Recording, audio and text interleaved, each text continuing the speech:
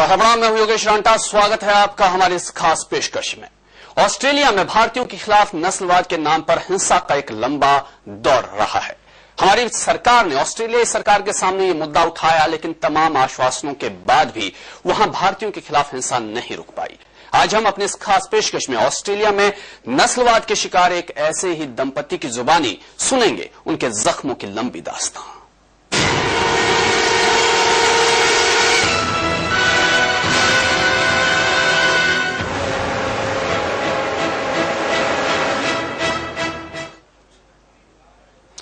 Australia में भारतीयों के साथ किस हद तक ये रंग भेद होता है, खुद ऑस्ट्रेलिया में रह रहे भारतीय मूल के एक निवासी ने इसका खुलासा किया है। देखते हैं सबसे पहले ये खास रिपोर्ट। 14 साल पहले जब मैं ऑस्ट्रेलिया गया था तो मेरे साथ भी यही हुआ था। मुझे भी एक ब्रिज पे चढ़ते हुए मारा गया था और पुलिस ने किसी को नहीं पकड़ा। सारे दिन पुलिस लगी रही और कोई भी नहीं पकड़ा गया। ऑस्ट्रेलिया में भारतीयों के साथ नस्ल भेद की बानगी भर है ये। भारतीय मूल के ऑस्ट्रेलियाई निवासी जयंत टागोर, जो कि ऑस्ट्रेलिया में नस्लवाद के खिलाफ लंबे समय से अपनी आवाज उठा रहे हैं। वही चीज आज स्टूडेंट्स के साथ हो रही है। उनको मारा जा रहा है, उनकी हर प्रूफ होते हैं पुलिस के बाद पुलिस पकड़ती नहीं, उनको अवॉइड कर देती है।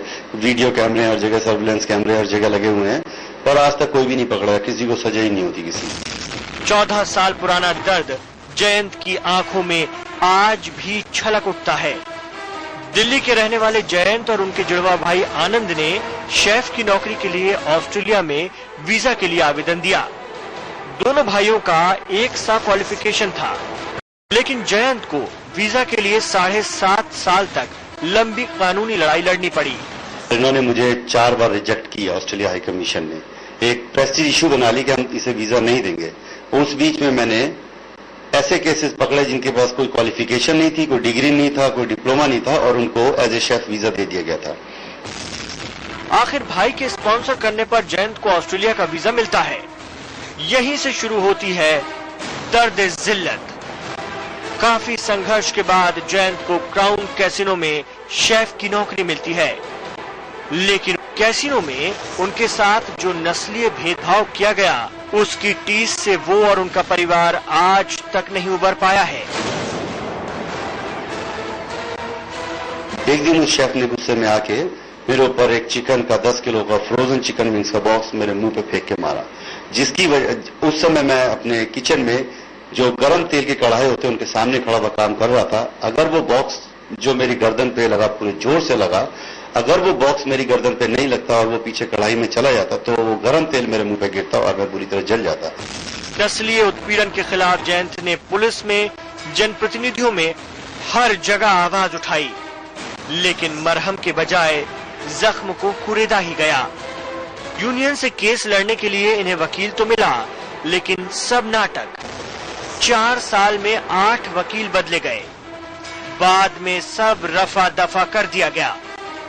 विजय मांडगे, सहारा समय, भोपाल। तो ये न केवल जयंत की कहानी है, बल्कि लाखों ऐसे भारतीयों की कहानी है जो ऑस्ट्रेलिया में या तो पढ़ रहे हैं या काम कर रहे हैं। पिछले दिनों ऑस्ट्रेलिया में भारतीयों के साथ एक के बाद एक नस्ल भेद के कई मामले सामने आए हैं, लेकिन इसे लेकर गंभीरता नहीं बरती गई। ऑस्ट्रेलियन दंपति ने खुद भारत सरकार की भूमिका पर सवाल उठाए। 9 मई 2009 सौरभ शर्मा के साथ ट्रेन में मारपीट। 10 मई 2009 श्रवण कुमार पर मेलबर्न में नस्ली हमला। 25 मई 2009 मेलबर्न में ही बलजिंदर सिंह की पिटाई। ऑस्ट्रेलिया में नस्ली हमले के इन मामलों पर आसानी से यकीन न हो, लेकिन खुद ऑस्ट्रेलिया में रह रहे जयंत टागोर ने नस्ल भेद के नाम पर भारतीयों के साथ हो रहे उत्पीड़न का खुलासा किया है। 25 दिसंबर 2009 को जयंत की आंखों के सामने भारतीय मूल के युवक सत्येंद्र पर हमला हुआ, लेकिन कार्रवाई तो दूर, घायल युवक की दवा तक नहीं कराई गई। इस मामले में भारत सरकार की भूमिका से भी जयंत खासे नाराज है। भारत सरकार के कई सारे मिनिस्टर गए, शशि थरूर गए, एस.एन. कृष्णा गए, पे कपिल सिब्बल गए और मिस्टर वलियार हैं, चारों ही गए, पर क्या आउटकम हुआ तो भारत की सारी जनता जानती है। कि आज भी वही अटैक हो रहा है, सब कुछ हो रहा है। अब मिनिस्टर तो गए पर उन्होंने ये नहीं समझा, किसी स्टूडेंट्स को बुला के बात कर लेते। अब मिनिस्टर गए 4 दिन सो के आ गए, तो उससे क्या फर्क पड़ेगा। जयंत की पत्नी भी ऑस्ट्रेलिया से है। वो भी मानती हैं कि नस्ल भेद के नाम पर भारतीयों को प्रताड़ित किया जाता है। They are being discriminated against. How? In a nutshell, well, they've been assaulted by a lot of people in the community. भारतीय मूल के जयंत इन दिनों अपनी पत्नी के साथ भोपाल आए हुए हैं। नस्ल भेद के खिलाफ अब इस दंपत्ति ने मुहिम छेड़ी है। विजय मांडगे, सहारा समय, भोपाल।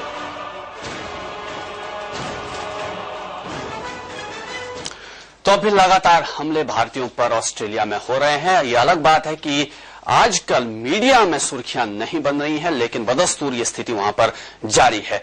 नेताओं के आश्वासनों के बावजूद ऐसा हो रहा है। और जयंत डागोर और अन्ना मारिया, जो उनकी पत्नी है, ऑस्ट्रेलियन मूल की है, आजकल भारत आए हुए हैं। दोनों इस वक्त भोपाल में हमारे स्टूडियो में मौजूद है। जयंत और अन्ना, आप लोगों का बहुत बहुत स्वागत है सारा समय में। जी जयंत, सबसे पहले हम आपसे जानना चाहते हैं, आप तो लंबी लड़ाई इसके खिलाफ लड़ रहे हैं, खुद आपने ये सब कुछ झेला है। सबसे पहले हम ये जानना चाहते हैं, जिस तरह से खुद आपने कहा 4-4 मिनिस्टर यहां से जाते हैं और वहां के लोगों से बातचीत होती है, वहां के सरकार से बातचीत होती है, जमीनी हालात इस वक्त वहां पर किस तरह के हैं? जी देखिए, इसमें मैं ये कहना चाहूंगा कि ये तो सबको ही पता है कि मिनिस्टर गए और 4-5 दिन गए वहां पे। जी। ये सुनने में नहीं आया कि कोई बच्चों को बुला के कोई कॉन्फ्रेंस कर लेते, स्टूडेंट्स को, वहां के सिटीजन्स को बुला लेते, जैसे मैं 15 साल से रह रहा हूं, बुला लेते कि भाई आपके साथ क्या हुआ, तो हमें एक मौका मिलता अपनी बात कहने का कि साहब हमारे संग ये हो रहा है। जी। तो वो सब तो बातें एक सपना रह गई हमारे लिए। जी।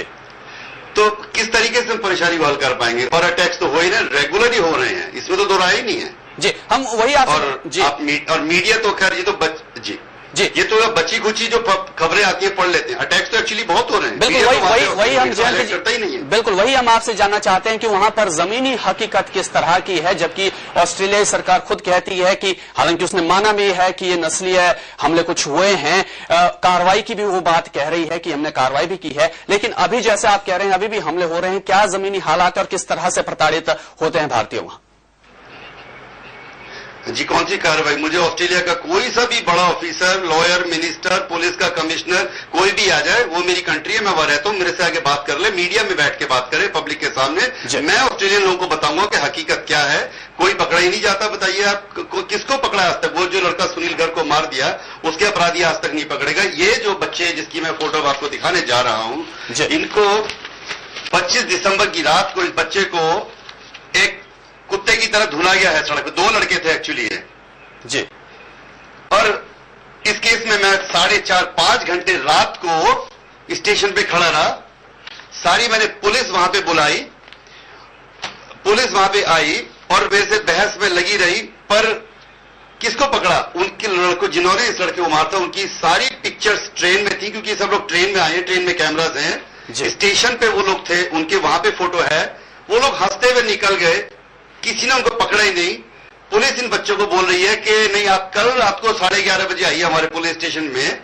तो मैंने उस पुलिस वाले को फटकारा कि आप इसको रात को 11:30 बजे बुला रहे हैं, ये बच्चा आपको लगता है 11:30 बजे रात को आएगा? इतना पिटने के बाद इससे तो कल खड़ा भी नहीं हुआ जाएगा। तो इतनी बुरी तरह खून बह रहा है, इसके तो हाथ पैर भी टूट गया, तो क्या आपको कैसे पता है? और जो एम्बुलेंस साइड पर आई थी, अभी मेरी बात ही चली थी पुलिस वाले, वो छोड़ के ही चली गई एम्बुलेंस। तो उन्होंने एक बैंडेड तक लगाने की तकलीफ नहीं करी इस बच्चे को कि एक पट्टी तो बांध देते उसके। और जब मुझे पता लगा तो पुलिस भी चली गई। मैं उस बच्चे को घर लाया, उसके मैंने घर पे मलहम पट्टी करी बच्चे की, पर क्योंकि उसको टेटनस का इंजेक्शन लगाना बहुत जरूरी होता है, तो मैंने कहा बेटे कल तुम जाके हॉस्पिटल में इंजेक्शन लगवा लेना। और साथ में ये भी कहना चाहूंगा, ऑस्ट्रेलियन गवर्नमेंट जितने भी स्टूडेंट यहां से जाते हैं वो मेडिकली कवर्ड होते हैं, क्योंकि ये $500 की या $600 की फीस हर स्टूडेंट्स को देनी पड़ती है compulsory. Ji ji.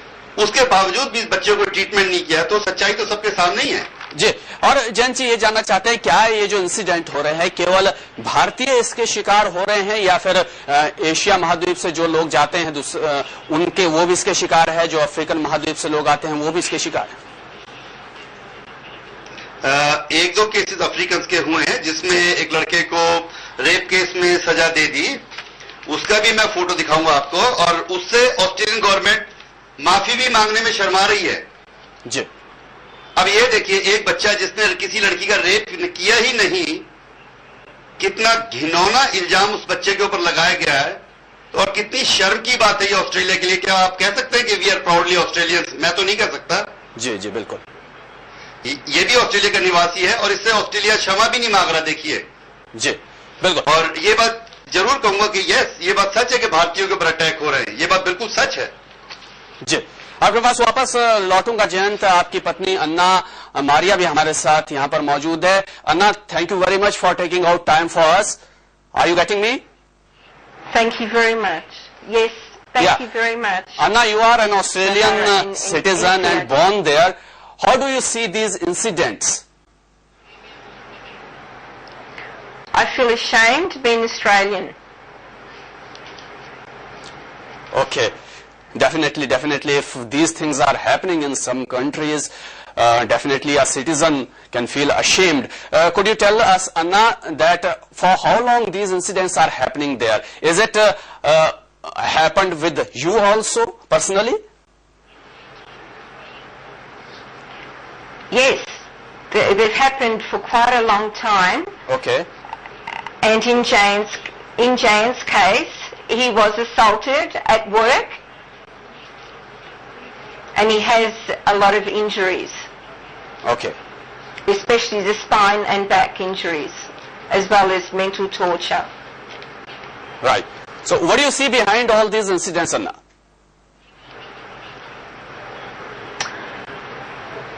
I feel that it's discrimination and racism. And what's about your own government there? Our government is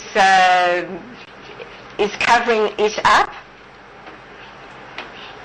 Okay. and it's not been highlighted. Right.